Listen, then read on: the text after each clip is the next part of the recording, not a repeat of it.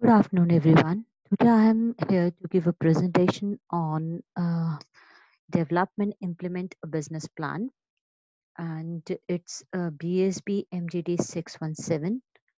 So I'll begin with this presentation now. And to the very first slide is welcome to this business presentation. Then is introduction slide. Sims Hardware is planning to start a new business of professional workshop related to household hardware fixing. This presentation is based on this business plan. It's followed by vision of a new business. Our vision is to start up this business successfully across Australia and New Zealand in next 10 years. Followed by mission. Our mission is to establish and run this unique business idea successfully in Tasmania. Values to provide customer and trade people with value through everyday low prices, product quality, expert service, community engagement, and environmental responsibility. Then comes the objectives.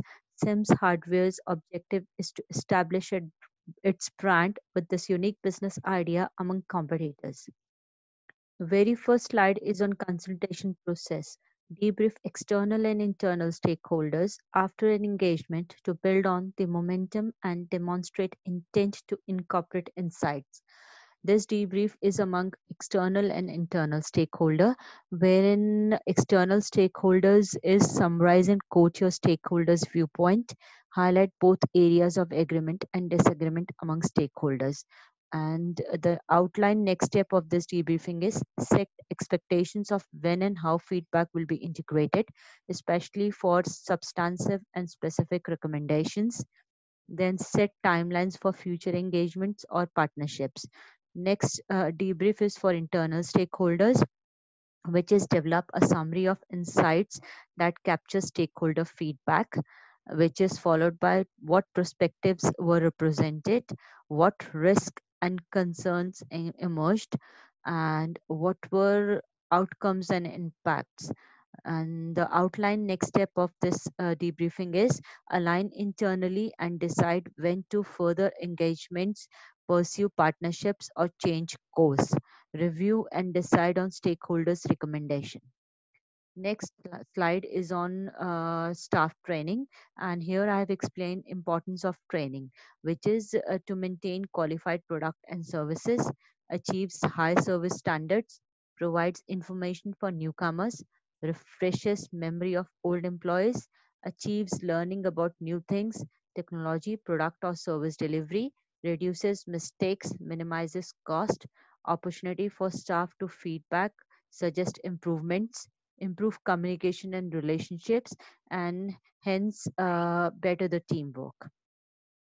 Organizational chart, wherein this is not at all related to the existing organizational chart of Sims Hardware, as it's a total different concept and new venture.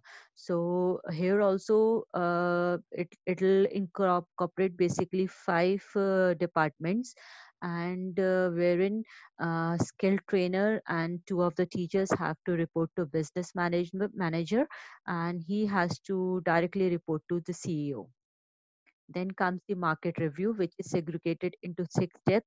First is customer feedback through requisite surveys and questionnaires, and then competitor analysis through the research, which can be done while viewing the historical data. And then comes identifying trends in the market, and this also can be done by reviewing the data on net and other social media activities. And then comes ideas for new products and development. This should be thoroughly reviewed upon, as this will be very important to place our new product into the market.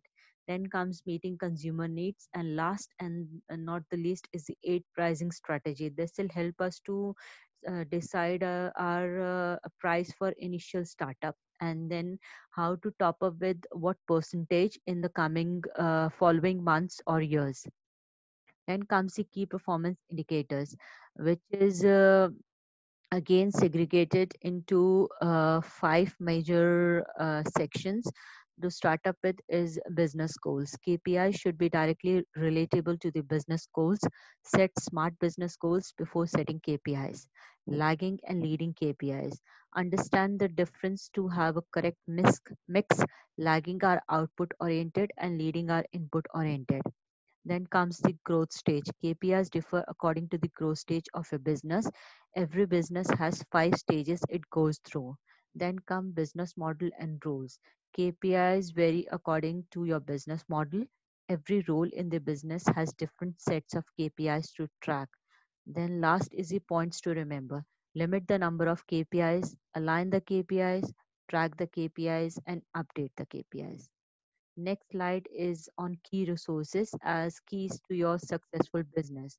So, my successful business is because of these 4 key resources, which are physical in form of our business area or premises in which we'll set up this new business, and the other physical resources constitute of the plant and equipment. And our being a workshop business, we basically needs a few projectors and desk and tables to incorporate our clients. And then it's followed by human resource, which include of internal and external stakeholders. And internal can be our employees, our uh, legal body, sorry, our account, our solicitors. And external can be legal bodies, our customers, our vendors, our other investors. And then it's followed by financial, wherein we have uh, various business financial reports, like profit and loss, balance sheet, and target sale report, and pricing strategy, and our cash flow. And then is the intellectual property. This is very much important for any of the businesses, especially new businesses, as it will give you a protection for your upcoming future establishment of business. So you should make your business IP, what you say, patent, and you should register your trademarks. And then comes the permit or license or insurance. R is already a running and successful business, so major permits and licenses are already in place, and insurances have already been taken care of. But the additional permit and licenses uh, will be obtained by Chamber of Commerce and other educational bodies, which are related to establishment of educational or professional workshops. So necessary applications have been lodged, and rest will be taken care by admin and HRA of our SIMS hardware. Then comes the communication plan. The power of communication is very much important, and it's loud and clear. It should be loud and clear in order to establish a healthy and successful business. So the communication is very much required for building a relationship between stakeholders. They can be internal and external both, and to value the business as well as the stakeholders, to retain existing customers and to gain new customers, to get a success in coming years, and to reach your vision with ease and comfort, and to build loyalty among your employees and vendors and other stakeholders. So setting time frames. Time frame is very much required for any of the businesses. So if you need to achieve your goals and reach your target successfully, you need to set timelines for the business goals. So it can be done by defining short term goals, defining long term goals, creating a time frame for each key milestone, and determining the priorities, and including a start date and end date for priority task, and setting a smart goals, wherein S start for smart, M start for measurable, A start for achievable, R start for relevant, and T start for time bound.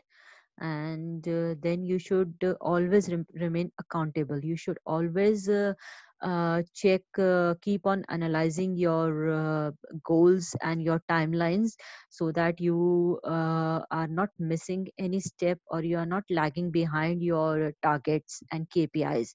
And last is continuously assess the progress in order to fill in the gaps or amend or revise the goals. Then it's a performance management cycle. This is very much important to measure your performance, to manage the loopholes, and to guide your employees if they are lagging behind. So performance management system is a cycle which consists of planning career development, setting performance goal, delegating responsibility, evaluating performances, and coaching or guiding your what do you say employees, and lastly motivating and recognizing their efforts. Then come process for financial reports. Financial reports are usually issued on quarterly and annual basis and include the following: balance sheet or statement of financial position, income statement or profit and loss, statement of changes in equity or statement of retained earnings, cash flow statements. Then come process for reports. All the above reports required five major stages in order to process them, which is gathering the data, then analyzing and sorting the results, then outlining the report, then writing the rough draft and revising the rough draft, and finally um presenting your final, accurate, and effective report. Process to report failures. Report failures include three stages, major three stages, wherein failure reporting, all failures and faults related to a system, piece of equipment, or process are formally reported using a standard form known as a failure report or a defect report. Thereafter, analysis. Perform a root cause analysis to identify what caused the failure. Then, lastly, corrective actions. Once the cause of the failure is determined, implement and verify corrective actions to prevent future occurrences of the failure. Then is a process to measure performance against plan objective. One of the key challenges with performance management is selecting what to measure. The priority here is to focus on quantifiable factors that are clearly linked to the drivers of success in your business and your sector. These are known as KPIs or key performance indicators. KPIs are at the heart of any system of performance measurement and target setting. When properly used, they are one of the most powerful management tools available to growing business. Then comes the process to review, refine performance indicator. It's been segregated into five steps. First is identify your target audience, then identify your sources, then set stages that each lead would fall into. It can be cold, it can be warm, it can be hot. It is your work to set your performance indicators or KPIs. Then comes define the various way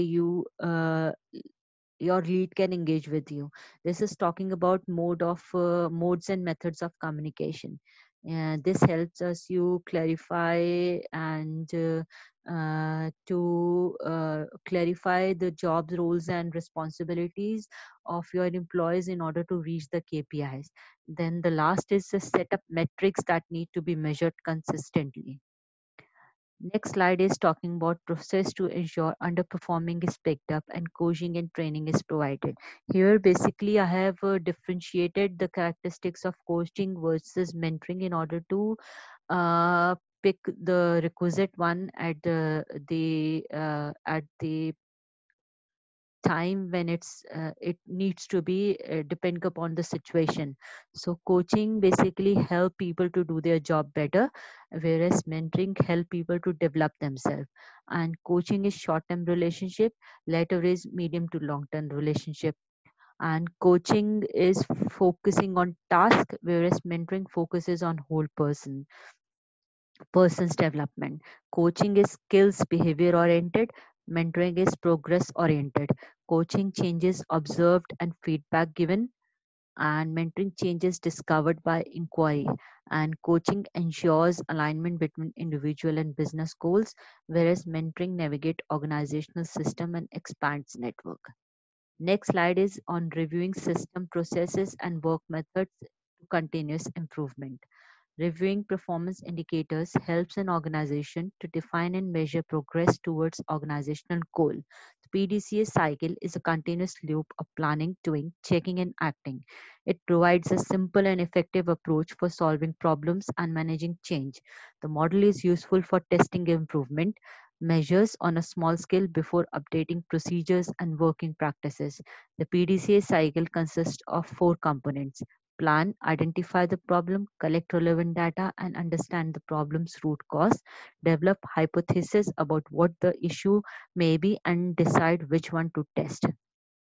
Do develop and implement a solution, decide upon a measurement to gauge its effectiveness, test the potential solution, and measure the results. Check, confirm the results through before and after data comparison, study the result, measure effectiveness, and decide whether the hypothesis is supported or not.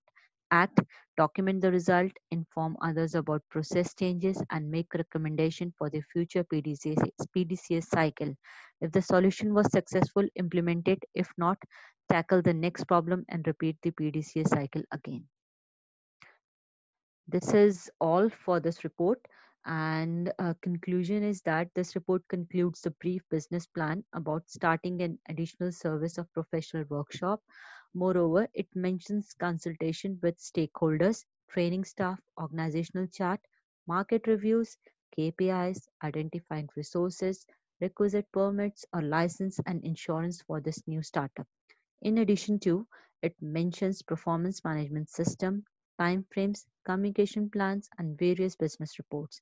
PDCA cycle to measure performance is also described in this report. Then is reference list, then is thank you. Any questions? Thank you.